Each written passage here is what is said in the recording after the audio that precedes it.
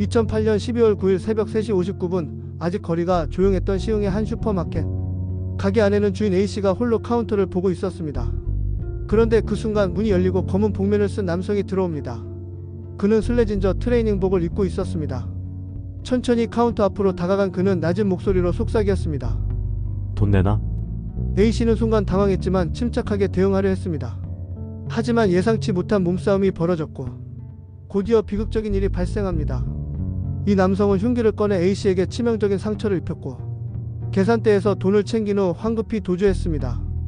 A씨는 곧바로 병원으로 이송되었지만 과다출혈로 인해 끝내 목숨을 잃고 말았습니다.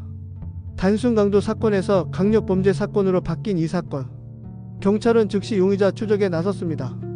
사건 발생 직후 경찰은 가장 중요한 단서인 CCTV 영상을 확보했습니다. 그런데 화면 속 남성은 복면을 쓰고 있어 얼굴이 보이지 않았습니다. 오직 범행 당시 입고 있던 슬래진저 트레이닝복이 유일한 단서였습니다. 하지만 경찰은 CCTV를 면밀히 분석한 끝에 사건 이틀 전인 12월 7일 새벽 3시 55분경 같은 슈퍼마켓을 방문한 한 남성을 발견했습니다. 그는 담배를 구입했고 그의 체격과 범행 당일의 용의자가 매우 흡사했습니다.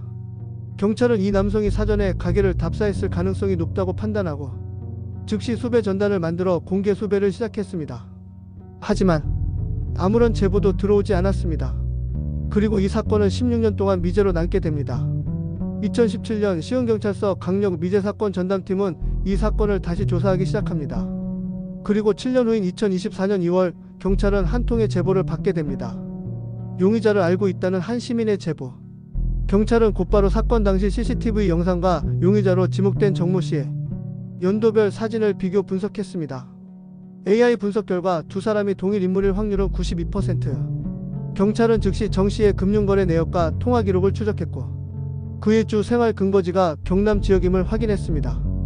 그리고 마침내 2024년 7월 14일 밤 8시 경찰은 그의 자택을 급습했습니다. 정모 씨, 강도 및 살인 혐의로 체포합니다. 16년 만에 체포 순간이었습니다. 체포된 후에도 정 씨는 처음엔 혐의를 완강히 부인했습니다. 하지만 경찰의 압박 수사 끝에 결국 모든 것을 자백합니다.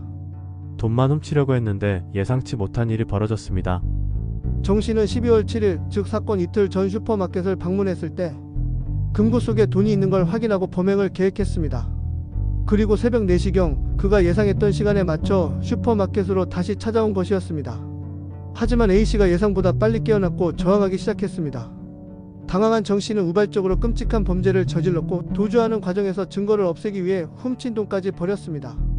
2024년 7월 17일 정 씨는 강도 및 살인 혐의로 구속되었습니다. 검찰은 무기징역을 구형했으며 피해자의 가족들은 강력한 처벌을 요구했습니다.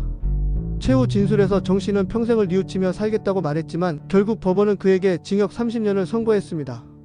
16년 동안 미제로 남았던 사건 결국 AI 기술과 경찰의 끈질긴 수사로 해결되었습니다.